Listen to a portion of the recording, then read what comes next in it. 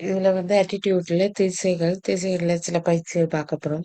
Okay. Abdullah என்பவர் மேற்கு திசையை நோக்கி நிற்கின்றார். இப்ப முதலாவது பாயிண்ட் வந்து மேற்கு திசை. ஞாபகத்துல வச்சுக்கோ. அவன் 45 பாகை கடிகார திசையில் திரும்பி நிற்கின்றார். அதே கடிகார திசையில மீண்டும் 180 பாகை திரும்பி நிற்கின்றான்.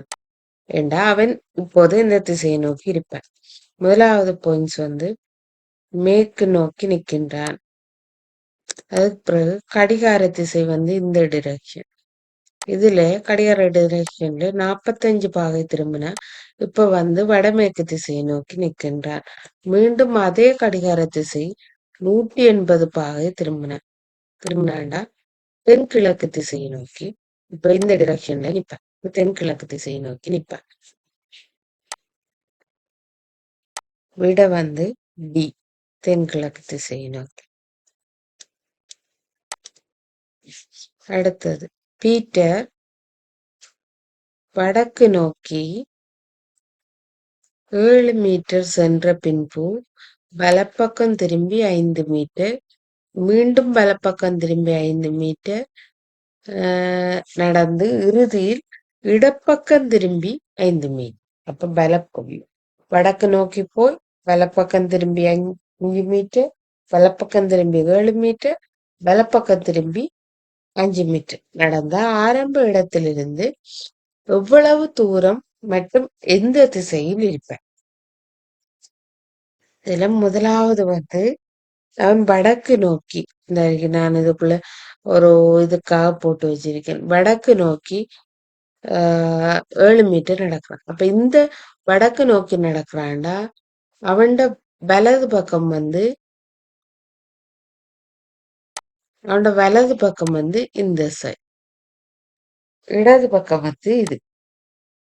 இப்ப நம்ம திரும்பி இருந்து பார்த்தோம்னா தெரியும் வடக்கு நோக்கி நடக்கும். வலது பக்கம். இப்ப வலது பக்கம் முதலாவது நேரம் வலது பக்கம் திரும்பி 5 மீட்டர். அப்ப வலது பக்கம் திரும்பி 5 மீட்டர்.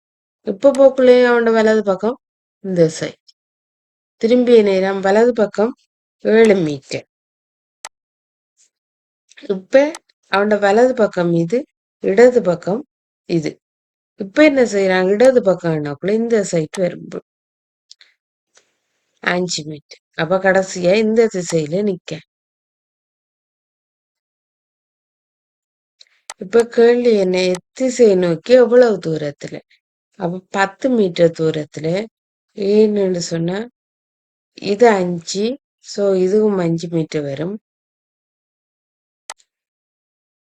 5 5 10 மீட்டர். எங்க நோக்கி நிப்பான்? கிழக்கு நோக்கி.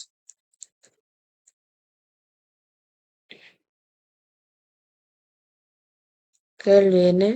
ஆரம்பித்த இடத்திலிருந்து எவ்வளவு தூரத்தில்? 10 மீட்டர். அப்ப மிச்சம் ஒண்ணுமே பார்க்க தேவையில்லை. 10 மீட்டர். அப்ப பி தான் விட.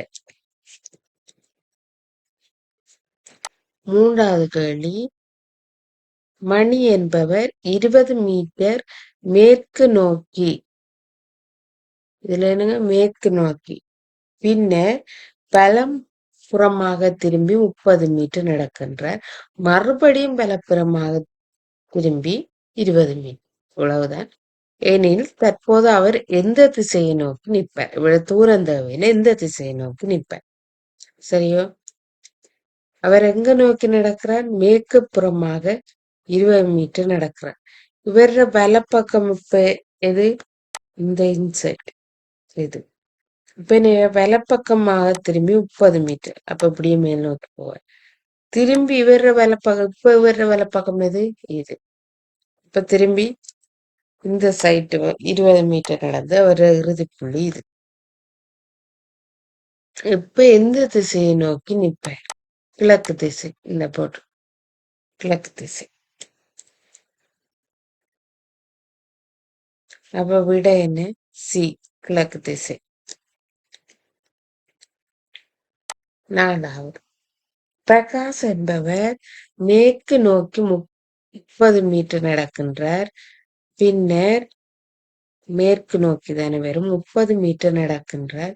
பின்னர் அவர் இடப்புறமாக திரும்பி 20 மீட்டர், மீண்டும் இடப்புறமாக திரும்பி 20 மீட்டர், பின்னர் வலப்புறம். முதலாவது மேற்கு நோக்கி போறார், அதுக்கப்புறம் இடப்புறம், திரும்பி இடப்புறம், திரும்பி வலப்புறமாக திரும்பி. தற்போது அவர் நிற்கும் திசை என்ன? சரியா? இப்ப இதுல முதலாவது இவரங்க மேற்கு நோக்கி போறார் 30 மீட்டர். இப்ப முதலாவது அங்க திரும்புறார் இடப்புறம். அவர் இந்த திசையை நோக்கி போக்குள்ள இடப்புறம் இந்த சைட். அப்ப இந்த சைட் திரும்புவார். சரியா? இப்ப திரும்பியும் இணையிற இடப்புறம். இடப்புறம் இந்த பக்கம். அப்ப இதுல 30 மீட்டர் நடக்கிறார். திரும்பி என்ன செய்யறார்? வலப்புறம் திரும்புறார். அப்ப இது உள் பக்கம் இடப்புறம் வலப்புறம் சொல்லக்கூட இந்த வெளி சைட் திரும்பி நிக்கக்குள்ள அவர் எத்திசையை நோக்கி நிற்பார். எத்திசையில நிக்க, மேற்கு திசையில நிக்க. தற்போது அவர் நிற்கும் திசை என்ன?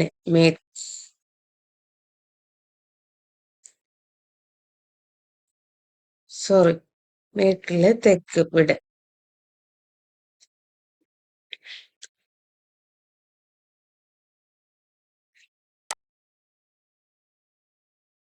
ஆண் என்பவர் வடக்கு நோக்கி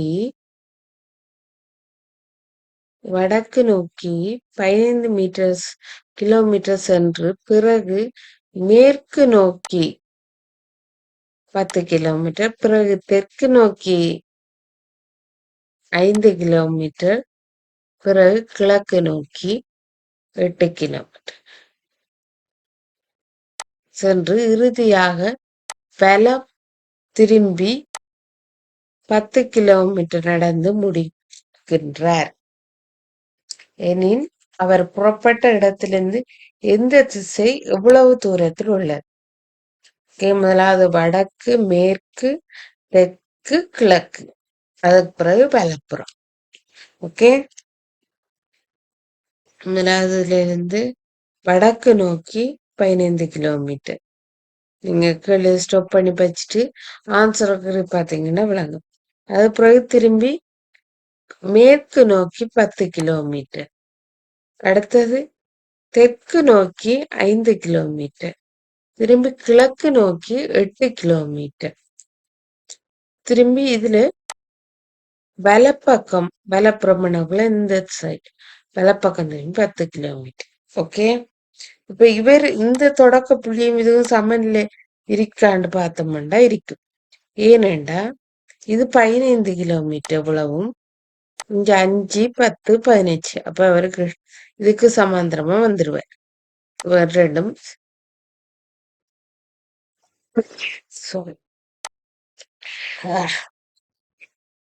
இதுக்கு சமாந்தரமா வந்துருவார். அப்ப தொடக்க புள்ளியில இருந்து மேற்கு திசையில இது எத்தனை கிலோமீட்டர்? இது போல 10 கிலோமீட்டர். இதுல 8 போச்சுன்னா இது 2 கிலோமீட்டர். 2 கிலோமீட்டர் மேற்கு புறத்துல நிற்பேன்.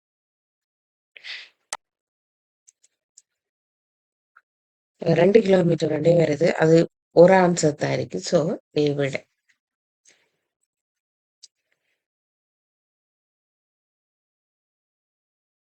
அடுத்து அமித்து கிழக்கு நோக்கி 30 கிலோமீட்டரும் பிறகு வலம் திரும்பி 40 மீட்டரும் பிறகு இடம் திரும்பி 30 மீட்டர் நடந்தார். தற்போது அவன் புறப்பட்ட இடத்திலிருந்து எத்திசையில் உள்ளான்?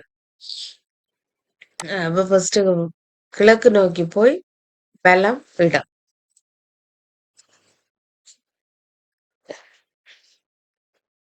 தொடக்க புள்ளியிலிருந்து 30 மீட்டர் கிழக்கு நோக்கி போறார்.